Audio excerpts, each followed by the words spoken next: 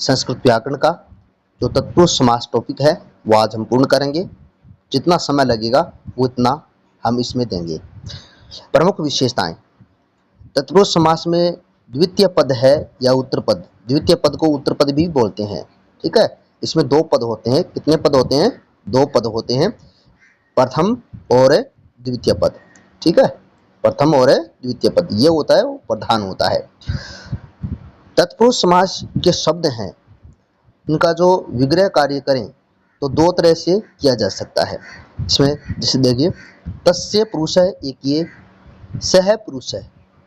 तस्य पुरुष है, पुरुष है एक वचन है, तस्य ये षष्ठी विभक्ति है। इसमें सह एक वचन है और पुरुष है वो भी क्या है, ये है एक वचन। यानी इन दोनों में क्या है, समान विभक्ति है, इनमें अलग अलग विभक्तियां हैं। तो अलग अलग विभक्तियां होना वो तो होता है व्यधिकरण तत्पुरुष समास। विग्रह कार्य करें तब, और विग्रह कार्य करें तब दोनों में समान होती है, वो होता है समानाधिकरण तत्पुरुष समास, ठीक है। इसमें देखिए तत्पुरुष हो जाएगा, तत्पुरुष है, इसमें विसर्ग नहीं लगा तो सु विभक्ति या प्रत्यय लगा करिए तत्पुरुष हो जाएगा, ठीक है। इसी तरह से ये हो जाएगा। अब आगे हम बात करते हैं, इन दोनों विग्रहों के आधार पर तत्पुरुष समास हैं वो दो भेद हैं। विग्रहों के आधार पर दो भेद हैं बेटा, ठीक है। कई बार कंफ्यूजन होता है कि तत्पुरुष समास के दो भेद हैं, कर्मधारय और द्विगु समास, लेकिन इसमें वेधीकरण और समानाधिकरण दो भेद समास विग्रह के आधार पर हैं ये, ठीक है। तत्पुरुष समास हम आगे चर्चा करते हैं। अब देखिए यहाँ पर वेधीकरण तत्पुरुष समास और समानाधिकरण तत्पुरुष समास। पूर्व पद और उत्तर पद में दोनों में असमान विभक्तियां हो तो वेधीकरण, और पूर्व पद और उत्तर पद में दोनों में समान विभक्तियां हो तब ये क्या होता है, समानाधिकरण तत्पुरुष समास होगा, ठीक है। समास विग्रह करें तब होगा। आगे बात करते हैं हम वेधीकरण तत्पुरुष समास। अब हम अभी वेधीकरण तत्पुरुष समास है, ये तत्पुरुष समास मैन है, ठीक है। और समानाधिकरण तत्पुरुष समास से कर्मधारय और द्विगु समास होंगे। अब देखिए, लेकिन वो कर्मधारय और द्विगु समास हैं वो तत्पुरुषी समास हैं। वेधीकरण तत्पुरुष, जब किसी सामासिक पद का विग्रह या समास विग्रह करने पर प्रथम पद और द्वितीय पद में दोनों में अलग अलग विभक्तियों का प्रयोग किया जाता है। वही बात दोबारा दोहरा दी है, ठीक है। जैसे देखिए हस्तलिखितम, दो शब्द हैं हस्त और लिखित, ठीक है। हस्तेन लिखितम, इसमें अलग अलग विभक्तियां होने के कारण ये वेधीकरण तत्पुरुष समास हुआ है। और वेधीकरण तत्पुरुष समास में विभक्तियां होती हैं, क्या होती हैं, विभक्तियों का प्रयोग किया जाता है। आगे देखिए, विभक्तियों के आधार पर काम होगा। 6 उपभेद हैं तत्पुरुष समास के। द्वितीय कर्मधारय तत्पुरुष समास, तृतीय कर्ण तत्पुरुष समास, चतुर्थी या फिर इसको बोलते हैं संप्रदान तत्पुरुष समास, पंचमी या अपादान तत्पुरुष समास।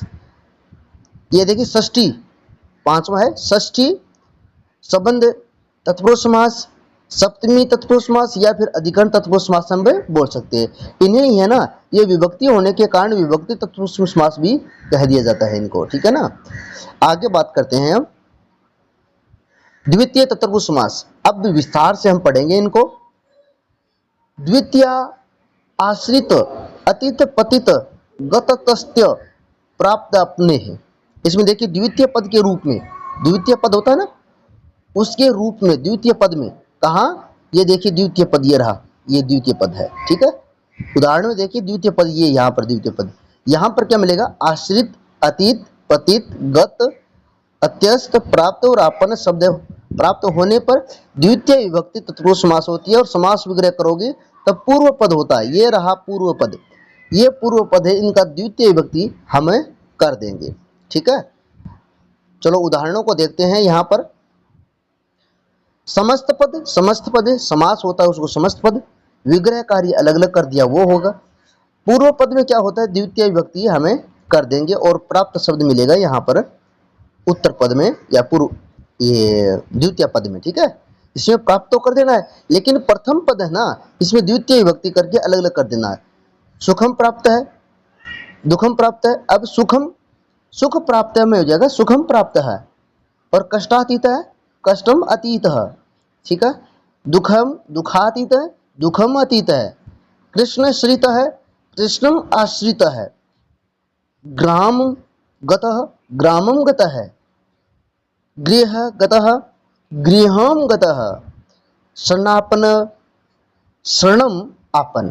इस तरह से हम कर सकते हैं, लेकिन इनको हटा दें। नरक स्वर्ग इनको हटा करके और सारे आप बना सकते हैं तो बनाइए। ये आपके लिए होमवर्क रहेगा आपका।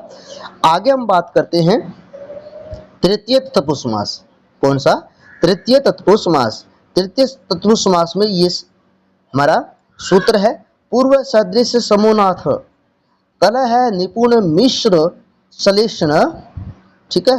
द्वितीय पद के रूप में ये रहा द्वितीय पद। द्वितीय पद के रूप में पूर्व सदृश सम ऊन कलह और निपुण, ये मिश्र और सलेषण ये शब्द मिल जाए लिखे हुए हो तो तृतीय विभक्ति तत्पुरुष समास होगा वो। और समास विग्रह करेंगे तो पूर्व पद होता है ना, ये रहा पूर्व पद, इसमें तृतीय विभक्ति लगा देंगे, ठीक है। ये तृतीय विभक्ति के लिए शब्द आते हैं बेटा। और जिस तरह से देखिए मास पूर्ण है तो तृतीय विभक्ति इसमें कर देंगे, मासम में तृतीय विभक्ति करके मासेन पूर्व है। मात्रा सदृश है मात्रा सदृश, ये पितृ समय ये समय है शब्द यहाँ पर इतने। और प्रथम में क्या कर देंगे? तृतीया कर देंगे। पित्रा समय मासोनम मासेण ऊन, ये ऊन शब्द है ना, इस वजह से हम तृतीय विभक्ति करेंगे पूर्व पद में। आगे बात करते हैं यहाँ पर मासेण विकल, ठीक है। ये पद है समास। मास विकलम मासेण विकलम, ठीक है। मासेण विकलम, विकलम क्यों किया? विकल शब्द है ना, इस वजह से हम पूर्व पद ना पूर्व पद में तृतीय विभक्ति हमने कर दी। अब देखिए वाक कलह है, वाक कलह में वाक को तृतीय विभक्ति कर दो, कलह शब्द है इस वजह से, ठीक है। वाक वाक का तृतीय हो जाएगा वाचा कलह है।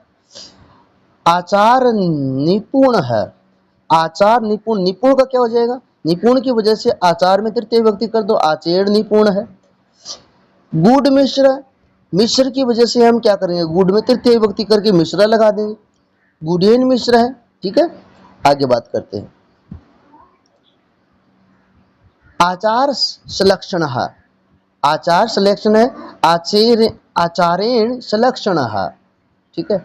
अब कई शब्द और भी मिलते हैं यहाँ पर, उत्तर पद में कई और शब्द मिलते हैं, शुक्ल है भिन्न है त्रात है और रक्षित है, भिन्न है रक्षित है, ठीक है। रहित है ओदनम कारण निपुण वृत अर्थ कृत और शून्य हत, ये शब्द आ जाए ना तो तृतीय विभक्ति तत्पुरुष समास होता है। इस शब्द में पूर्व पद में हम क्या करेंगे? तृतीय विभक्ति करके हम ये शब्द लगा देंगे, ठीक है ना।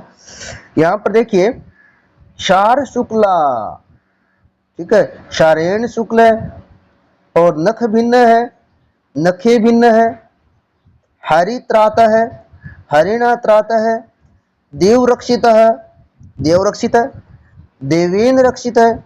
विद्याहीन है विद्याहीन है। रहित आ गया ना, ज्ञान रहित, ज्ञानेन रहित, ज्ञान से रहित, ठीक है, इस तरह से। और आगे देखिए बाण हत है बाणेन हत है, ये और शब्द रह गए बाकी तो आप खुद कर लेना। आपके लिए ये था ना, ये होमवर्क है, होमवर्क देता लेकिन ये लिखे हुए हैं पहले से, ठीक है। अब आगे बात करते हैं, यहाँ चतुर्थ तत्पुरुष समास की बात करते हैं हम। इसकी बात करते हैं तत्पुरुष समास की हम बात करें तो यहाँ पर चतुर्थ तदर्थ बलिहित सुख रक्षित है। समस्त पद में द्वितीय पद के रूप में अर्थ बलिहित सुख और रक्षित के साथ चतुर्थी विभक्ति तत्पुरुष समास होता है। समास विग्रह करेंगे तो इसमें क्या होगा? क्या होगा? चतुर्थी विभक्ति लगा देंगे। क्या कर देंगे? चतुर्थी विभक्ति। किसमें? प्रथम पद, ये प्रथम लगाया ना, प्रथम पद है बेटा, ये क्या है? प्रथम पद। प्रथम पद में चतुर्थी विभक्ति करके हम समास विग्रह कर देंगे, ठीक है ना। अब देखिए ये है राष्ट्र हितम, राष्ट्र जोड़ हितम, ठीक है। हित शब्द आया है तो इसमें क्या कर देंगे? चतुर्थी विभक्ति राष्ट्र में, राष्ट्राय हितम। देखिए अर्थम जनहितम, देखो ये छोड़ दो इसको, जनहितम, देखो जनहितम, हितम शब्द आया है तो पूर्व पद में हम क्या लगा देंगे, चतुर्थी विभक्ति, जनेभ्य हितम। ठीक है। भूत बलि ही, भूत बलि, तो बलि शब्द आया है तो इसमें पूर्व पद चतुर्थी विभक्ति कर देंगे, भूतेभ्य है बलि ही। आगे देखिए, पुत्र रक्षितम, रक्षित शब्द आया है तो पुत्र में हम क्या कर देंगे, चतुर्थी विभक्ति, पुत्राय रक्षितम। गो सुखम, तो यहाँ पर गवी सुखम हो जाएगा। ठीक है। यहाँ देखिए लोक सुखम, लोकाय सुखम, इनको सुख शब्द आया है तो इसमें क्या हो जाएगा, पूर्व पद में चतुर्थी विभक्ति कर देंगे। पंचमी तत्पुरुष समास देखते हैं, चलो देखते हैं। पंचमी तत्पुरुष समास, पंचमी भयन ना, भय शब्द आए ना, क्या है, द्वितीय पद में भय शब्द आए प्राप्त होने पर पंचमी विभक्ति तत्पुरुष समास होती है। इस तरह से देखिए एक सूत्र है, भय भीत, भीति भीहि, भीरिति वाच्यम। ठीक है। जब सामासिक पद में द्वितीय पद के रूप में, द्वितीय पद मतलब द्वितीय पद के रूप में समास पद होना उसमें, और द्वितीय पद में क्या करेंगे, भय आ जाए, भीति, भाति, भीबी, भी, ये सब शब्द आ जाए ना, वहां पर पंचमी तत्पुरुष समास होता है। पूर्व पद में हम पंचमी विभक्ति करनी है, उसको क्या करनी है, पंचमी विभक्ति पूर्व पद में हमें कर देंगे। जिस तरह देखिए चोर भयम, तो भय शब्द है तो चोर में हम कौन सी विभक्ति कर देंगे, पंचमी विभक्ति कर देंगे, चोराद भयम। व्याघ्र भीत है तो यहाँ पर व्याघ्रात भीत हो जाएगा। अब भीति शब्द है तो सिंह में पंचमी विभक्ति, सिंहात भीति ही, भीति शब्द तो लगाना ही रहेगा, वापस लगाना पड़ेगा। ध्यान देखिए, रोग भयम, भय शब्द आया है तो इसमें रोगात भयम कर देंगे, पंचमी विभक्ति करनी है किसमें, पूर्व पद रोग में। और सर्प भी शब्द है, भी का अर्थ भय होना। ठीक है। सर्प में क्या कर देंगे हम, पंचमी विभक्ति कर देंगे, सर्पात भी। ठीक है। भय भीत में क्या करना है, भीत आया ना, भीत, भीत शब्द आया है तो भयात, भय से भी भय लग रहा है तो भयात भीत है। ठीक है। अब आगे हम बात करते हैं,